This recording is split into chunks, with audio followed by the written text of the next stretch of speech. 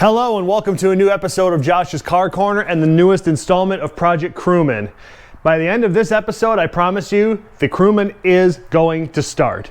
As you can see, I have made some new progress since the last episode ended. One thing I wanted to highlight here is these headlights right here. These are actually brand new headlights from Australia, but they're not right-hand drive headlights, they're actually left-hand drive headlights. These were acquisitioned for use over in the Middle East, where Holden had an export program and they sold VZ cars in left-hand drive. I got from Robbie at Fair Spares GM off of eBay, and these things are gorgeous. I'm so thrilled I got them, and they had the correct connectors, the Aussie connectors, that I had on the original Crewman Aussie harness, so plugging them in was easy. So that's done. I did get all the electrical connectors I needed to install done. The new map sensor is all plugged in and ready to go. I've got the MAF and intake air temp sensor connected now, and I'll show you a little video here inside the car.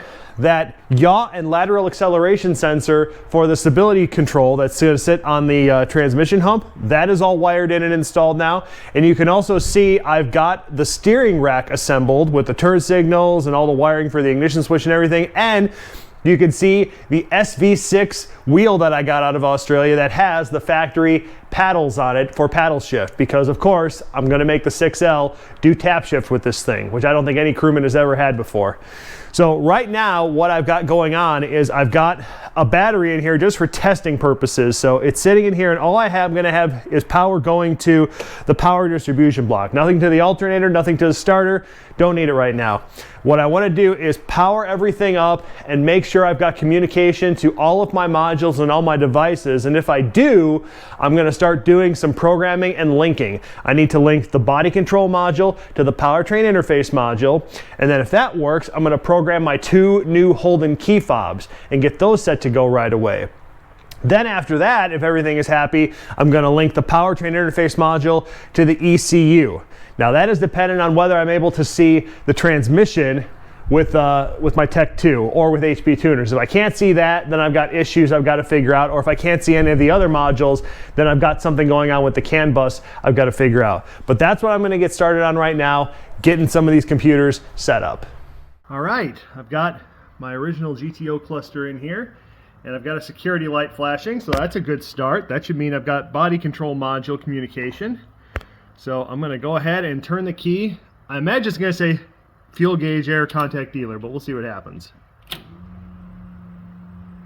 I heard the fuel pump. That's a good start. Airbag fault makes sense. I'm missing all of my airbag. Check oil makes sense because I don't have any. Service vehicle soon. Okay. Yeah, we've got some issues here.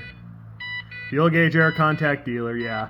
So that's happening because I don't have anything security linked right now. ABS fault, yeah, there's all kinds of issues, but now what I have to do is plug in my Tech 2 and just see if I can see any modules on the system.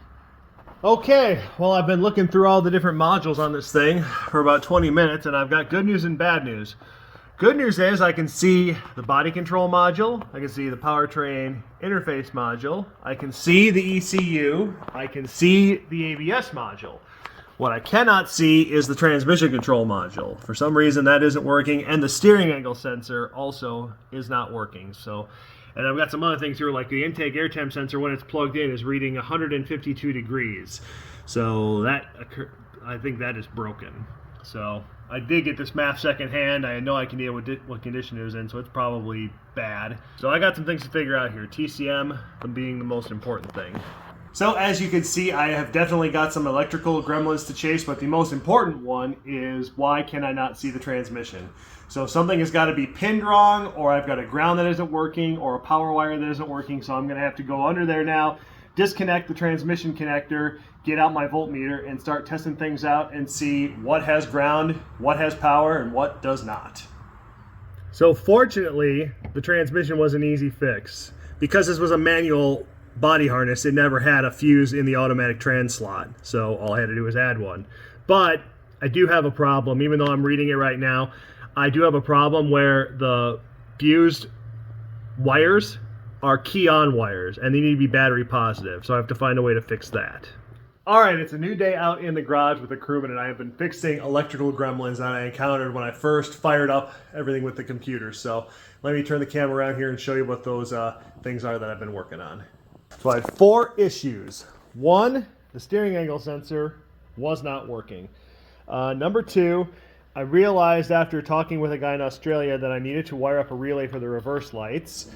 I have a problem here where the intake temp sensor is reading 150 degrees all the time, and for some reason I cannot read the right rear wheel speed sensor. It's coming out with some sort of goofy error. So here's what I've been working on. I had to take all this part of the harness back out and pull the whole thing back out because I had some surgery to do here. I added wires to the fuse block right here, and I added a new relay right there. Most cars don't have that.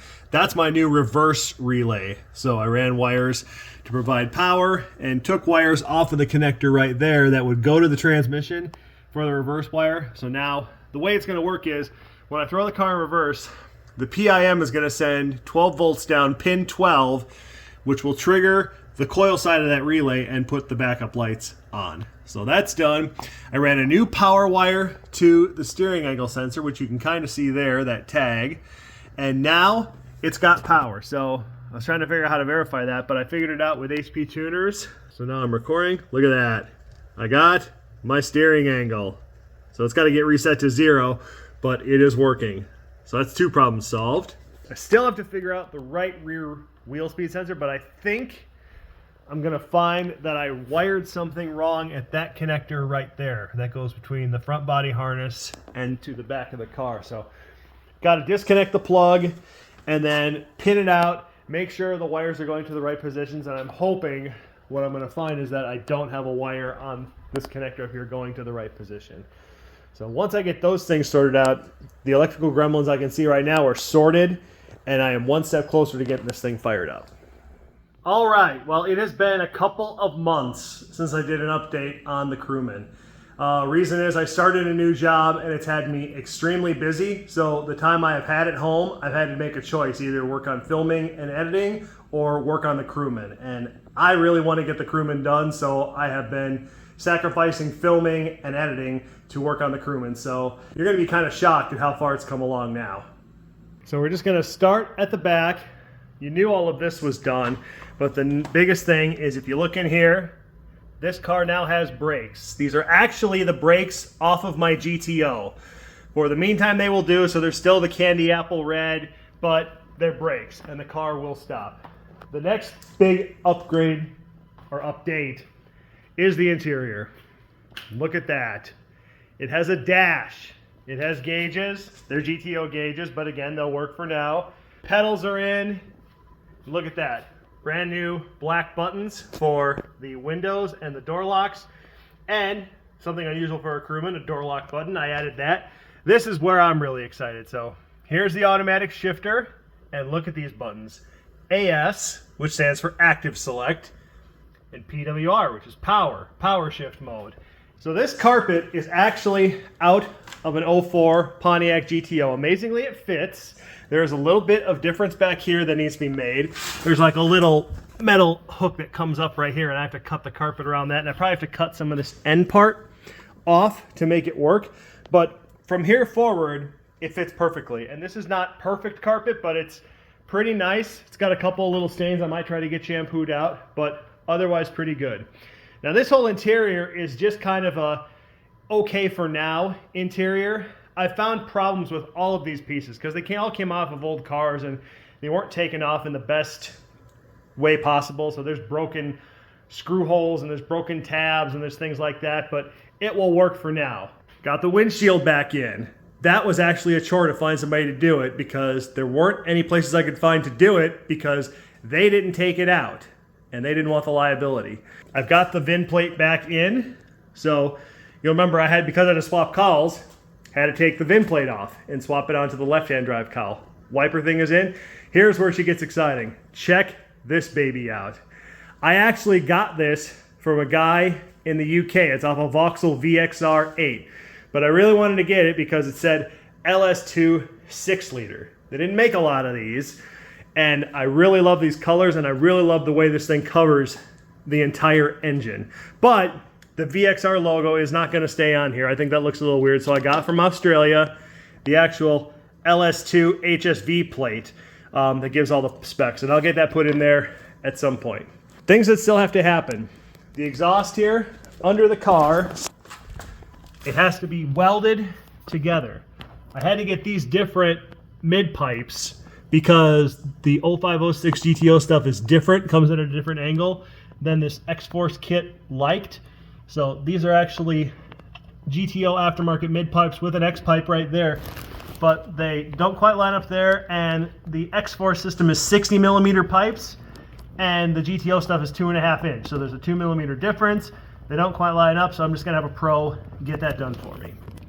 Then I still have to fix a trans cooler line leak. You can see how the floor is shining right there. Those cooler lines I made, they leak. I think it's because I didn't get the flares on the hard lines out to a perfect 37-degree angle. I have a solution for that, which you'll see once I get to fixing it. Then she needs coolant. She needs an air filter, and she needs fuel. And this baby is ready to fire, so you will see that by the end of this episode. Well, as you can see, the majority of the exterior of the cab is back together. I still have to put the sail plate on back here, and I can't bolt the fenders on back yet. Somehow I completely have misplaced these little clips that hold the fenders on top here, and I can't do the hood or the front bumper until that's done, so I have to wait until I get some new ones of those. But the day has finally come. After nearly 5 years of owning this thing and 2.5 years of working on it, I am finally ready to start the engine. Now, a couple more things had to happen to get to this point. The first being the two halves of the exhaust had to get joined together, the GTO stuff to this Australian X-Force kit. That was going to require welding. I don't have the skills to weld, so I had to pick it on a trailer and take it to a mechanic shop down the street where I got charged a lot of money for it, but I think the quality of the work justifies it. They did a really nice job making a smooth transition between the two, and that's all done and bolted together. I also had to repair those trans cooler lines that I built. The problem was, the reason they kept leaking is because I tried to flare the fittings on the hard lines and they just weren't making a tight seal with the new fitting. So what I had to do is cut the flares off and redo it, and this time I used compression fittings, and I had to take them out of the car and make a mess and then put them in a vise to assemble them properly, but it's a nice tight seal, so hopefully that will never leak again, and that is all done. The last thing I had to do is I had to actually change one pin on the ECU because, for reasons I don't understand, Holden uses one pin to trigger the starter to turn, and GM and Chevrolet use a different pin to trigger the starter to turn. So the Holden pin is what was set up on the connector. On the Camaro OS on here wasn't going to work with that, so I had to take that one pin out, put it in the correct position for the Camaro OS, and now the motor should be able to turn over. But before I do anything else, the first thing I have to do is re-prime the engine for oil. I primed it when I put all the oil in, but it's been sitting for months. The oil's probably all on the bottom in the pan. So I'm gonna turn the motor over with no plugs in it, no fuel in the system, and just let it build back pressure. I'm gonna watch it on HP tuners, and once I start seeing 30, 40 pounds, then I know I've got oil throughout the system, and then I'm ready to fire. Now, you may not believe it, but I'm actually pretty nervous because even though I think I've got the starter situation fixed, you never know until you try it for the first time. And I'm being genuine here. This is the first time I'm trying this with the pin switched over, so this should work.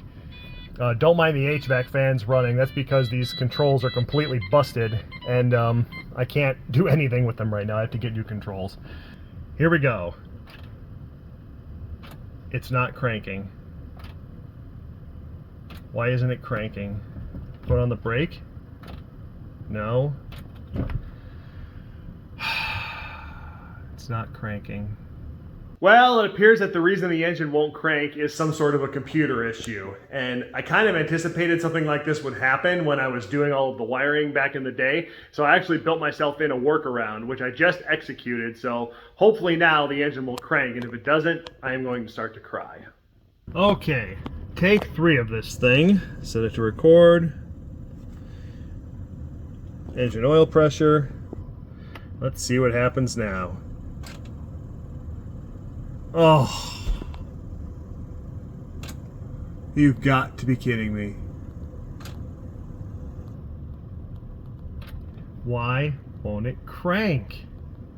Okay, so my first hot wire didn't work, so I popped the cap off of the relay, and I can manually trigger the relay, and the starter does turn. So it's not a wiring problem. So now I've done a hot wire on a hot wire, and the laws of physics say there is no reason that this right now shouldn't work. And if it doesn't, then I am just beyond baffled. Record oil pressure. I don't get it. I absolutely don't get it. There's 12 volts going to that wire. That should be enough to trigger the other side. There has to be a break in the wire going there or something. So I guess for now I'm just gonna have to manually trigger it. So let me get this set up outside. Well, I can't get the laptop out here and trigger this thing, so I'm just gonna have to trigger it and then periodically just check on it.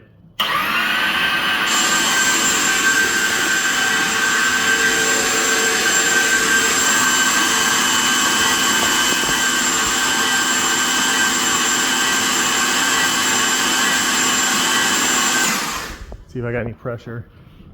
17 pounds, it's going down. Okay, we had pressure. Let's do it again. I can smell oil.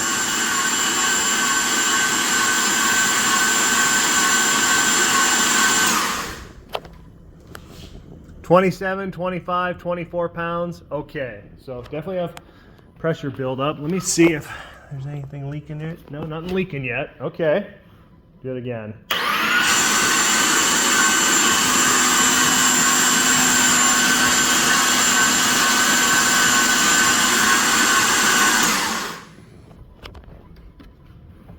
Yep, drops to 25 pounds. So definitely got enough to crank it. So, okay, now I'm gonna go ahead and put all the plugs back in, and I'm gonna put the fuel pump wiring back on, and we'll see what happens.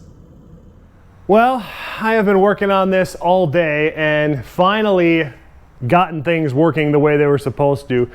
There were two problems that were stopping me from getting this thing to crank. Number one, and I don't know how I did this because I didn't even think I messed with those wires, but in the power distribution block over there, there's a relay that sends power to the starter solenoid. And somehow I didn't put a ground wire on the ground pin. I put some 12 volt key on source on it instead. I don't even know what the heck it does or what it was there for, but I rerouted a ground wire to it. So that's why nothing was triggering when I was turning the key. So once I started doing that with my bypass, I could turn the key and I could definitely hear the solenoid click, but it still wouldn't start. I couldn't figure out what was going on. I even tried jumpering the constant power wire that for the relay right to the lead for the starter, and it still wouldn't crank. So what I did is I put my trickle charger on and I went inside, started poring over schematics and just thinking about what the heck it could be. Came out 40 minutes later, tried my little jumper wire, and the starter spun again. So the conclusion I came to there is that battery that I have in there right now is the battery that used to be in my Canyon, and it was starting to get weak in the winter, which is why I changed it. And it's been good enough to just sit there and program computers and stuff, but it wasn't good enough to sit there and crank the motor. The voltage was dropping, and apparently, and I didn't know this, but when the voltage drops far enough with these G8 starters, they won't turn at all. So that was the problem. So it's on the trickle charger now. So I freewheeled it around enough times. I've got the fuel pump plugged in. I've cycled the key enough times with the pump active, so it's definitely got to have fuel in the rails by now. It is ready to start. So I'm gonna get my laptop fired up here and get in the car, and let's see what happens. As nervous as I was this morning, I'm even twice as nervous now because I have no idea what's gonna happen, but here we go.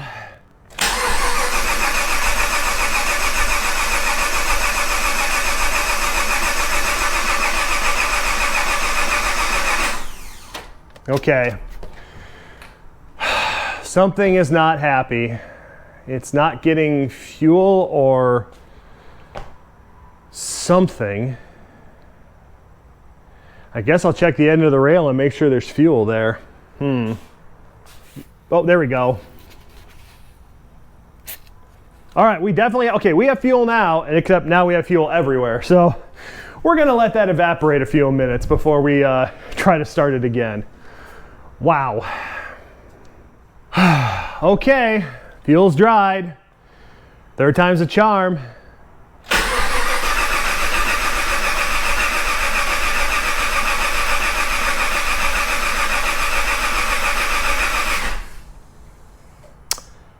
It is no longer a fuel delivery problem. Injectors aren't firing, some sort of security immobilizer, something. Okay, the dumbest things. I mean, I swear I turned VATs off before I did anything to try to crank the motor, but I just went back in there and looked, it's still on. So that's why it won't start. The injectors aren't firing because of VATs. So there are 3 different parts to disable. There's patch 1, there's patch 2, and there's the starter fault check. So I'm just gonna disable them one at a time until this thing fires. Well, I didn't really see any improvement. Still getting the same error messages, so we'll see.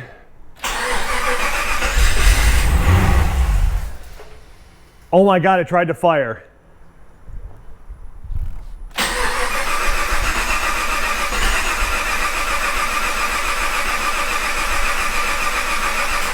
Okay. It tried to fire. I don't hear the fuel pump running. Try again.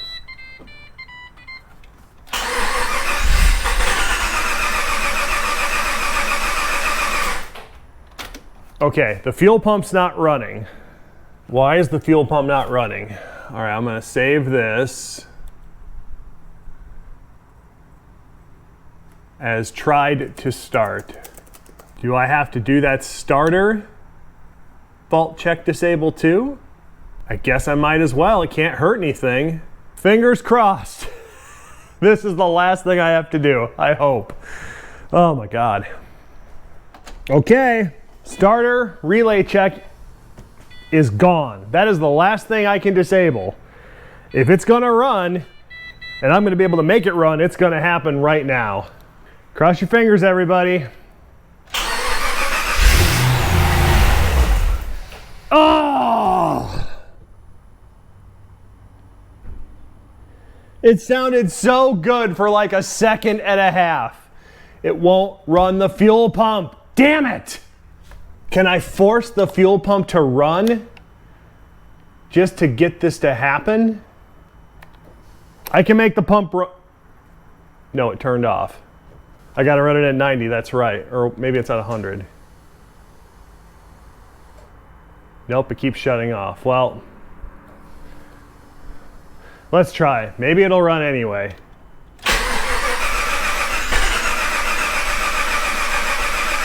Nope, it won't.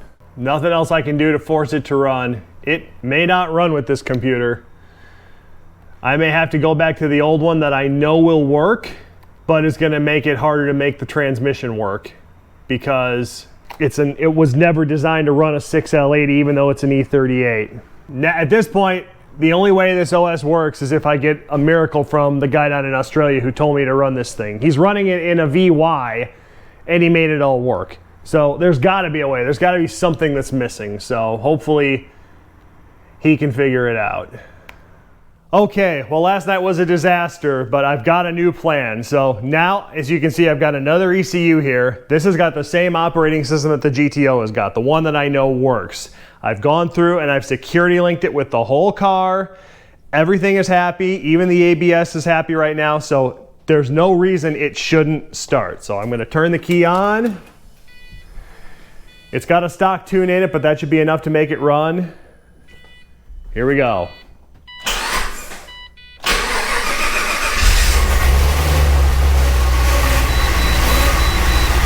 Yes! It's running. I have a tach. It's idling down. I definitely hear some upper drivetrain right now. Hopefully that quiets down in a minute. It's running pretty smooth otherwise. I think some bushings and bearings just had to loosen up in the pulleys. They haven't spun for a while.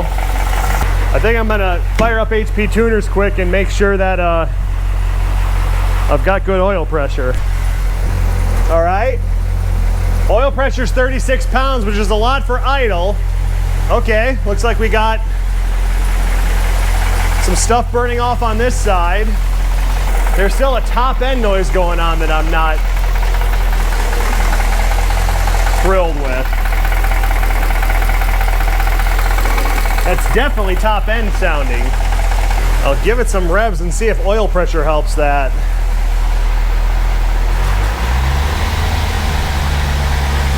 And there's all kinds of interesting noises happening. I'm not sure if that's normal valve train noise or not. It seems kind of loud. You can probably hear it on the microphone. Where's the trans? The trans is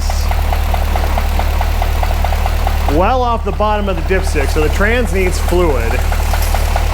It is idling pretty low. It's only idling at about 6. Oh no, it's idling at 550. Oh God, that's way too low. I'm gonna bump the idle up to about 750. Okay, there's reverberations back there coming from my pipe that's dumping the exhaust out.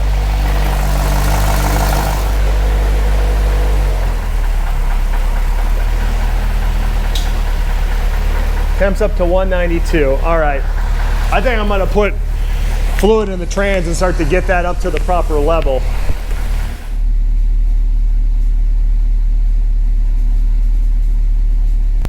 Trans is full. Okay, engine's up to 217. I gotta turn the cooling fans on or shut the engine off.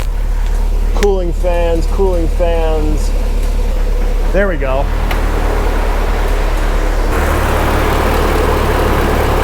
I think the engine's getting a little quieter. Still got 26 pounds of fuel or oil pressure even with warm oil. That's good. That's better than the GTO. All right, now let's bump the idle up some. Bump it back to 750.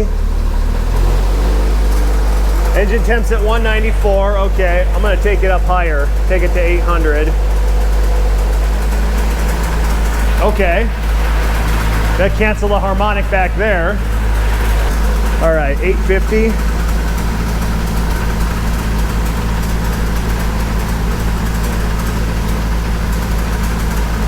$900.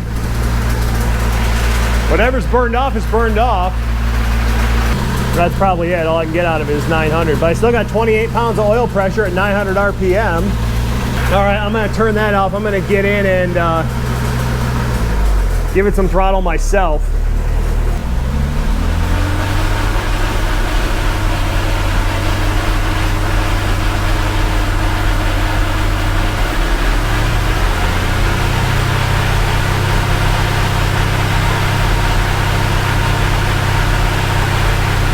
There's a bit of a miss or a stumble. Very, very faint.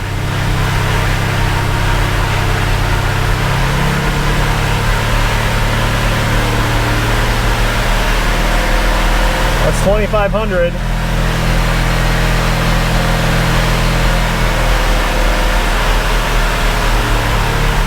And the dash just said engine at red line. I must have this clustered programmed El Cattywampus. Whatever I was hearing in the top end, that's gone away. But the clicking from underneath is still there. Yeah, this sounds a lot better now. Okay, that's improved. It's the clicking noise. I would love to know what the hell that clicking noise is. You know what? Just for fun, I'm gonna try throwing it in reverse. So handbrake off. Let's see what happens here. Wheels spinning backwards. All right, we got reverse. Stop that. Throw it in drive. Okay, it wound up a little bit. Oh, the headlights just came on. All right, there we go. It is moving forward. It just mirrors the clicking noise gone away since I threw it in gear. I wonder if it'll change up.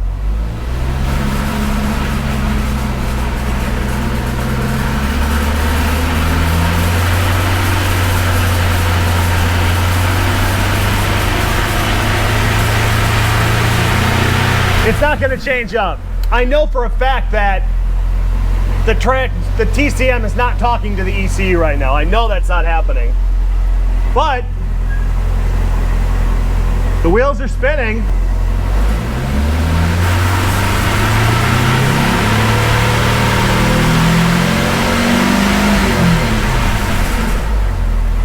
Sounds like a very muted V8 too, doesn't it? I wonder if that's the dryer tubing. It doesn't really sound like a V8. It sounds like a pissed off 4-cylinder. I will say this, the engine sounds good. Sounds really good now. Yeah, that's a healthy motor. That clicking noise, that's weird. But the fact of the matter is it runs. So the next step's gonna be figuring out what the hell that clicking noise is. Then I gotta get the trans control module talking to the ECU, because the trans control module was designed to talk to this ECU, but this ECU won't run the car. So now I gotta make it talk to this one somehow. So that is gonna wrap this episode up. A huge, huge milestone in the history of this Crewman. After God knows how, 8 years probably, it is back to life. So I suppose that's a good thing to sign off on. So there'll be another episode coming up soon. I really, really want to get this thing to Outback in the Midwest. We'll see if that happens, but if it does, you'll see it happen here on Josh's Car Corner. See you next time.